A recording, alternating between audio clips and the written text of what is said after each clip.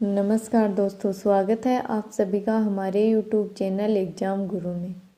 Science biology का chapter number 13 है। इसमें पाचन तंत्र के बारे में पढ़ेंगे। पाचन तंत्र टॉपिक थोड़ा सा बड़ा है, इसलिए इसको 2 वीडियोज़ में पूरा करेंगे। पाचन तंत्र,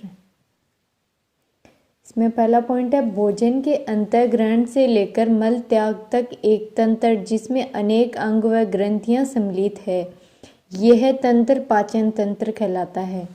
यानी कि जब हम भोजन ग्रहण करते हैं, ग्रहण करने के बाद में मल त्यागने तक जो शरीर में प्रक्रियाएं होती है, जिस तंत्र के द्वारा, जिस ग्रंथि के द्वारा ये क्रियाएं संपन्न होती है, उन्हें पाचन तंत्र कहते हैं। इस डायग्राम में दिखा रखा है, पहले आता है मुख के आगे आता है ग्रसनी के बाद में यकृत, आमाशय, अग्नाशय, ग्रहणी, इलियम, बड़ी आंत और कर्मी रूपी प्रेषिका। ये छोटी सी ग्रंथि होती है, इसको अपेंडिक्स भी बोला जाता है। आगे होता है मलाशय के बाद में होता है गुदानाल। अब इसमें अगला पॉइंट है पाचन तंत्र में भोजन के जटिल पोषक पदार्थ व बड़े अणुओं को विभिन्न रासायनिक क्रियाओं तथा एंजाइमों की सहायता से सरल, छोटे व घुलनशील पदार्थों में परिवर्तित किया जाता है। यानी कि पाचन तंत्र में, यानी कि जो हम भोजन ग्रहण करते हैं, जटिल पोषक पदार्थ यानी कि उनके अणु बड़े होते हैं, तो ये पाचन तंत्र में जो ग्रंथियां पाई जाती है, उनके द्वारा एंजाइमों का स्राव किया जाता है। शरीर में रासायनिक क्रियाएं होती है, जिनके द्वारा भोजन के छोटे छोटे अणु और घुलनशील पदार्थ के रूप में ये भोजन बन जाता है। अगला पॉइंट है आहार नाल को पोषण नाल भी कहते हैं। ये एग्जाम की दृष्टि से बहुत महत्वपूर्ण है कि आहार नाल को पोषण नाल भी कहते हैं। यह करीब 8 से 10 मीटर तक लंबी होती है। आहार नाल कितनी लंबी होती है? 8 से 10 मीटर तक लंबी होती है। आहार नाल के क्या कार्य हैं ये पढ़ेंगे। तो इसमें फर्स्ट है आहार को सरलीकृत कर पचाना। यानी कि आहार नाल के द्वारा क्या कार्य किया जाता है? जो हमने भोजन ग्रहण किया है वो बड़े अणु के रूप में होता है, तो इनको विभिन्न रासायनिक क्रियाओं के द्वारा, एंजाइमों के द्वारा सरल करके उसको पचाना आहार नाल का कार्य होता है। अगला है पचित आहार का अवशोषण। यानी कि जो क्रियाओं के द्वारा जो भोजन पच गया है, उनका अवशोषण आहार नाल के द्वारा किया जाता है। अगला है आहार को मुख से मल द्वार तक पहुंचाना। यानी कि आहार नाल का कार्य है मुख में भोजन ग्रहण करने के बाद में रासायनिक क्रियाओं के द्वारा उसका पाचन होता है, अवशोषण होता है, और जो अवशिष्ट पदार्थ होते हैं उनको मल द्वार द्वारा त्याग दिया जाता है। इसमें है पाचन तंत्र में प्रयुक्त अंग व ग्रंथियां। यानी कि पाचन तंत्र के दौरान कौन से अंग कार्य करते हैं और कौन सी ग्रंथियां हैं इसमें। तो इस वीडियो में हम अंग के बारे में पढ़ेंगे और आगे ग्रंथि वाला वीडियो अगला होगा। अंग: मुख, ग्रसनी, ग्रास नली, आमाशय, छोटी आंत, बड़ी आंत, मल द्वार। ये तो सारे पाचन तंत्र के दौरान प्रयुक्त होने वाले अंग हैं, तो इनके बारे में हम डिटेल से पढ़ेंगे। अगला है ग्रंथियां। तो ग्रंथियों में फर्स्ट है लार, सेकंड यकृत ग्रंथि, थर्ड है अग्नाशय ग्रंथि। तो इन तीनों ग्रंथियों को अगले वीडियो में पढ़ेंगे डिटेल से।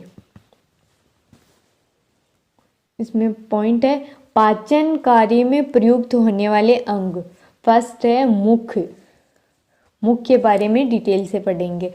इसमें फर्स्ट पॉइंट है आहार नाल का अग्रभाग मुख होता है। यानी कि आहार नाल का सबसे पहला भाग क्या होता है? मुख होता है। अगला पॉइंट है ये भाग मुख गुहा में खुलता है। मुख जो भाग है ये मुख गुहा में खुलता है। इसका अगला है, इसकी संरचना कटोरीनुमा होती है। कैसी होती है इसकी स्ट्रक्चर? कटोरीनुमा।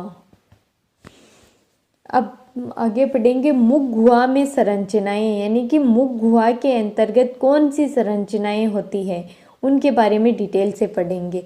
तो फर्स्ट है जीभ। तो इसमें फर्स्ट पॉइंट है, जीवा मुख के पृष्ठ भाग में आधार तल से फ्रेनुलम लिंगुअल या जीवा फ्रेनुलम के द्वारा जुड़ी होती है। किसके द्वारा जुड़ी होती है? फ्रेनुलम लिंगुअल या जीवा फ्रेनुलम के द्वारा जुड़ी होती है। अगला पॉइंट है, जीभ पर छोटे छोटे कण पाए जाते हैं। जीभ पर छोटे छोटे कण पाए जाते हैं जिन्हें स्वादांकुर कहा जाता है, यानी कि जो ये जीभ पे छोटे छोटे कण पाए जाते हैं इनके द्वारा हमें स्वाद का पता चलता है। अगला पॉइंट है, जीभ के अग्र भाग में मीठा, यानी कि जीभ के अग्र भाग की साइड में मीठा स्वाद, यानी कि मीठा का टेस्ट होता है तो जीभ के अग्र भाग से होता है। पीछे के भाग से कड़वे का स्वाद, मध्य व किनारों से खट्टे स्वाद का पता चलता है। यानी कि जीभ के अग्र भाग से तो मीठे का पता चलता है और पीछे के भाग से कड़वे का पता चलता है और मध्य व किनारों से खट्टे स्वाद का पता चलता है। अगला पॉइंट है, जीभ को मुख से चलाकर उसमें लार मिश्रित करने का कार्य जीभ के द्वारा किया जाता है। यानी कि भोजन हम मुख में ग्रहण करते हैं तो उसमें लार मिलाने का कार्य होता है वो जीवा मतलब जीभ के द्वारा किया जाता है। अगला है, इसमें मुख में संरचनाएं थी, उनमें है दांत। टीथ के बारे में पढ़ेंगे। इसमें फर्स्ट पॉइंट है, मुख के ऊपर व नीचे के भाग में एक एक जबड़ा पाया जाता है। यानी कि मुख खोलते हैं तो एक जबड़ा ऊपर की तरफ होता है और एक नीचे की तरफ होता है। अगला पॉइंट है, दांत जबड़े में पाए जाने वाली एक सांचे में स्थित होते हैं। यानी कि जो जबड़े में दांत पाए जाते हैं वो एक सांचे में पाए जाते हैं। इस सांचे को मसूड़ा कहते हैं। क्या कहते हैं? इस सांचे को मसूड़ा। अगला पॉइंट है, दांतों की स्थिति को ग्रंथदंती कहते हैं। ये एग्जाम की दृष्टि से बहुत महत्वपूर्ण है। दांतों की स्थिति को क्या कहते हैं? ग्रंथदंती। अगला पॉइंट है, मानव में द्विबारदंती व्यवस्था पाई जाती है। एग्जाम में बहुत बार पूछा जाता है मानव में दंतों की व्यवस्था कैसी होती है, तो ये होती है द्विबारदंती व्यवस्था पाई जाती है। अब दांत के प्रकार। दांत 4 प्रकार के होते हैं। फर्स्ट है कृतनक, सेकंड है रदनक, थर्ड है अग्रचर्वणक, फोर्थ है चवर्णक। तो कृतनक दांत के बारे में पढ़ेंगे। ये दांत सबसे आगे के होते हैं, यानी कि सबसे आगे की तरफ पाए जाते हैं ये दांत, तथा इसका कार्य कुतरने व काटने का होता है। यानी कि दांत जो कृतनक दांत है इनके कार्य होते हैं काटने का और कुतरने का। तो इसका एक और है हाथी दांत। हाथी दांत में कृतनक दांत, जो हाथी में बाहर की तरफ जो दांत निकले रहते हैं वो कृतनक दांत के ही रूपांतरण होते हैं। और चूहे में जो वो कुतरते रहते हैं तो चूहे में भी ये कृतनक दांत ही पाए जाते हैं, जिनके कारण ये किसी भी चीज को कुतरते रहते हैं, काटते रहते हैं। अगला है रदनक। ये दांत भोजन को चीरने फाड़ने का कार्य करते हैं। क्या कार्य करते हैं ये? भोजन को चीरने व फाड़ने का कार्य रदनक दांत के द्वारा किया जाता है। प्रत्येक जबड़े में दो होते हैं, यानी कि प्रत्येक जबड़ा होता है उसमें रदनक दांत 2 पाए जाते हैं। रदनक दांत मांसाहारी पशुओं में पाए जाते हैं। यानी कि रत्नक दांत मांसाहारी पशुओं में अधिक पाए जाते हैं। अगला है अगर चवर्णक। ये दांत भोजन को चबाने में सहायक होते हैं। यानी कि इसका क्या कार्य होता है? भोजन को चबाने में सहायक होते हैं तथा प्रत्येक जबड़े में 4-4 पाए जाते हैं। अगर चवर्णक कितने पाए जाते हैं? प्रत्येक जबड़े में 4-4 पाए जाते हैं। अगला है चवर्णक। ये दांत भोजन चबाने में सहायक होते हैं। किसमें सहायक होते हैं? चवर्णक दांत भोजन चबाने में सहायक होते हैं। प्रत्येक जबड़े में 6-6 पाए जाते हैं। तो इसमें ये सूत्र मनुष्य में जो दांत पाए जाते हैं इसका यानी कि जो 5 साल तक का बच्चा होता है, यानी कि जन्म से लेकर 5 साल तक का जो बच्चा होता है उसमें दांतों की संख्या 20 होती है। उन्हें अस्थायी दांत बोला जाता है और इनको दूध के दांत भी बोलते हैं। फिर ये वयस्क अवस्था में आते हैं, यानी कि 6-7 से ऊपर की अवस्था में आते हैं तो ये दांत गिरने लग जाते हैं और ये दांत गिरने के बाद में जो दांत आते हैं उनको स्थायी दांत बोलते हैं और मनुष्य में ये 32 दांत होते हैं। अगला है ग्रसनी। इसमें फर्स्ट पॉइंट है मुख, हुआ, जीवा व तालू के पीछे भाग में एक छोटी सी कीप नुमा ग्रसनी से जुड़ी होती है। मुख, हुआ, जीवा व तालू के पीछे के भाग में एक छोटी सी कीपनुमा ग्रसनी से जुड़ी होती है। इसमें अगला पॉइंट है ग्रसनी की संरचना को 3 भागों में बांटा गया है। कितने भागों में बांटा गया है? 3 भागों में। नासाग्रसनी, मुख ग्रसनी, अगला है कंठ ग्रसनी या अधोग्रसनी। अगला है ग्रास नली। ग्रास नली के बारे में पढ़ेंगे। इसमें फर्स्ट पॉइंट है ग्रास नली सक्रिय पेशीय नली होती है।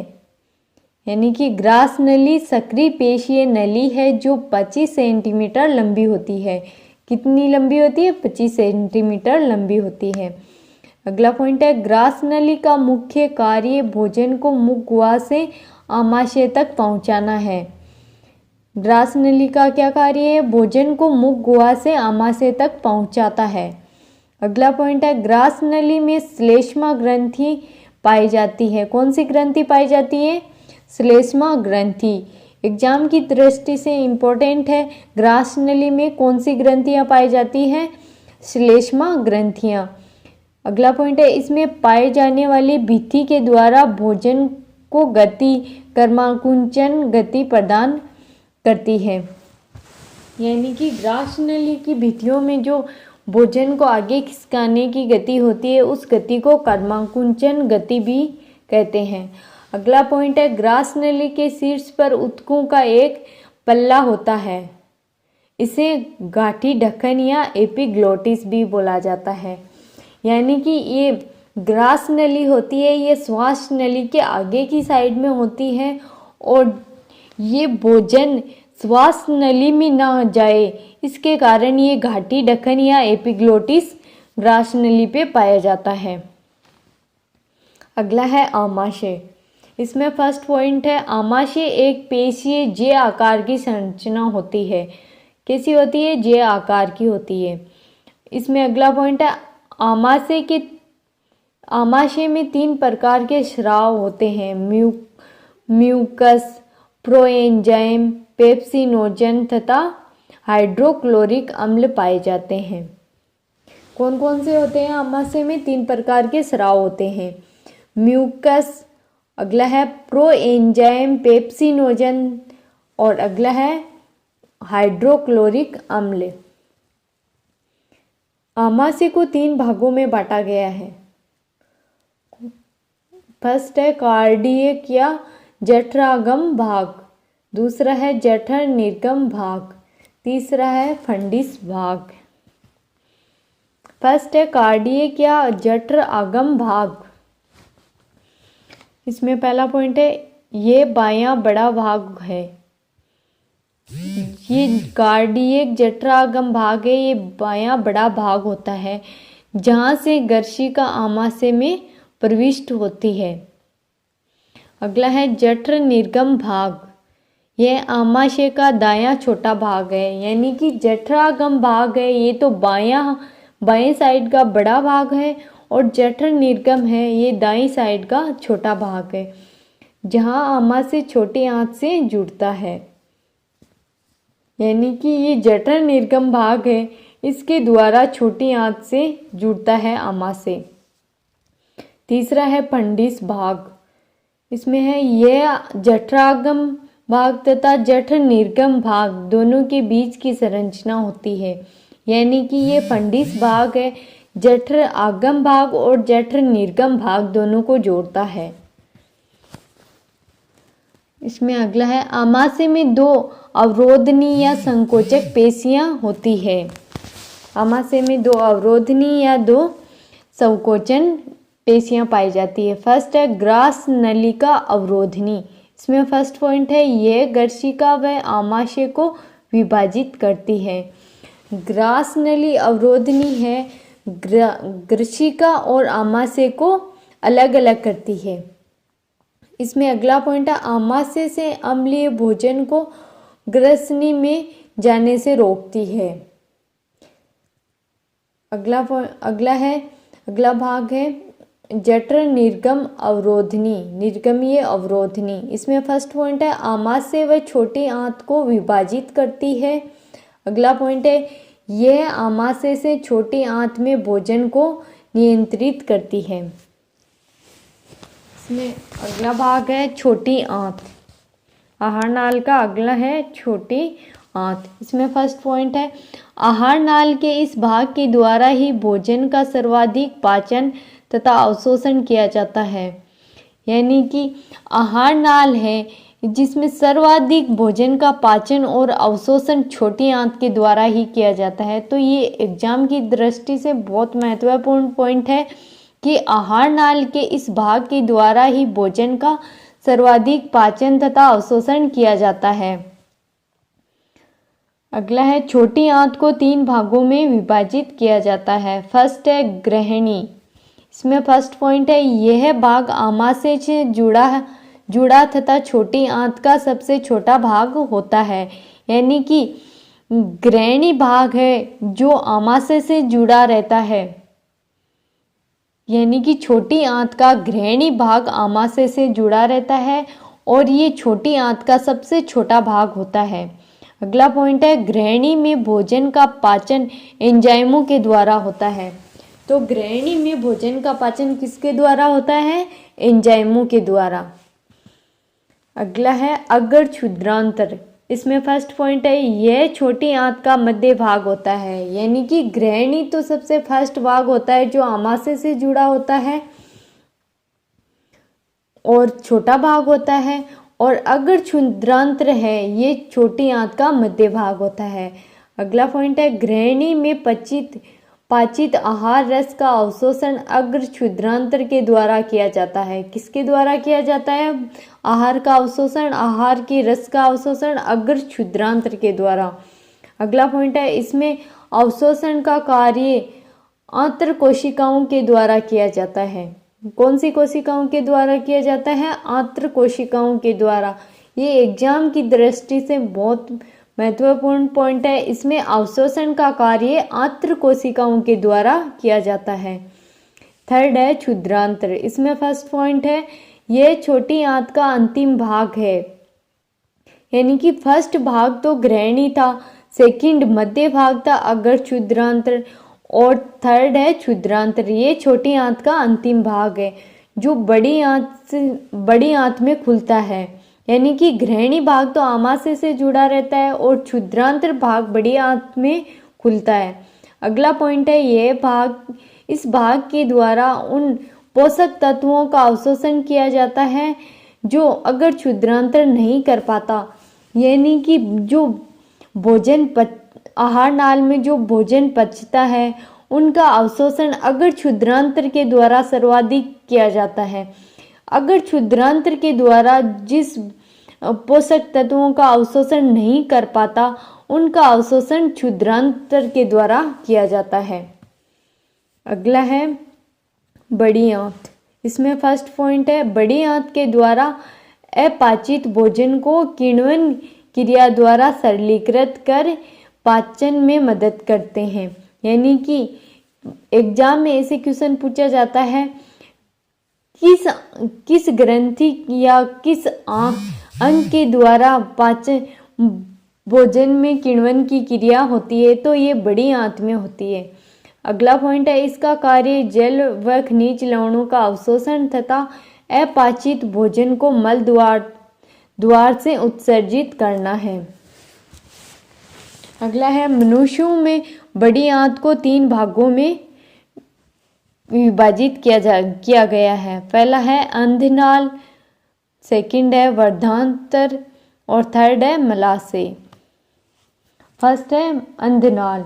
इसमें फर्स्ट पॉइंट है, इसमें क्षुद्रांतर से आने वाले पाचित आहार का अवशोषण किया जाता है तथा शेष बचे अवशिष्ट पदार्थ को आगे वर्धांतर में पहुंचाया जाता है। यानी कि जिस आहार का अवशोषण क्षुद्रांतर के द्वारा नहीं किया जाता, उस आहार का अवशोषण अंधनाल के द्वारा किया जाता है, और जिसका जो अवशिष्ट पदार्थ के रूप में है उनको आगे वर्धांतर में पहुंचा दिया जाता है। इसमें अगला पॉइंट है, अंधनाल के भाग से थोड़ा नीचे भीतर की ओर 4-5 इंच लंबी नाली के आकार का एक अंग निकला होता है, उसे कर्मी रूपरेशिका कहते हैं। यानी कि अपेंडिक्स बोला जाता है इसे। अगला भाग है वर्धांतर। इसमें है, यह उल्टे यू के आकार की होती है। वर्धांतर किस आकार की होती है? उल्टे यू आकार की होती है तथा ये 1.3 m लंबी नलिका होती है। कितनी लंबी होती है? 1.3 m लंबी नलिका होती है। इसके 4 भाग होते हैं, यानी कि वर्धांतर के 4 भाग होते हैं।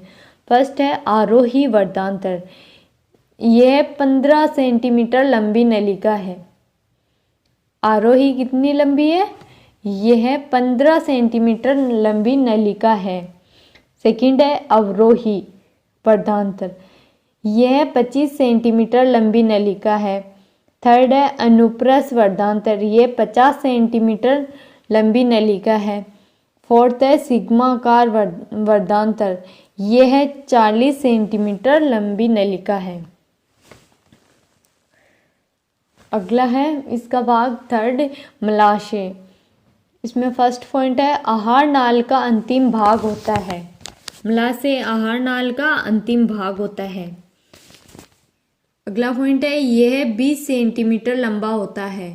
यानी कि आहार नाल का ये मलाशय भाग कितना लंबा होता है? 20 सेंटीमीटर लंबा होता है।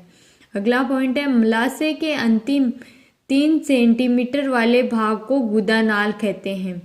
यानी कि ये मलाशय 20 सेंटीमीटर लंबा होता है, तो अंतिम भाग होता है इसका, तो ये 3 सेंटीमीटर का जो अंतिम भाग है उसे गुदानाल कहते हैं। अगला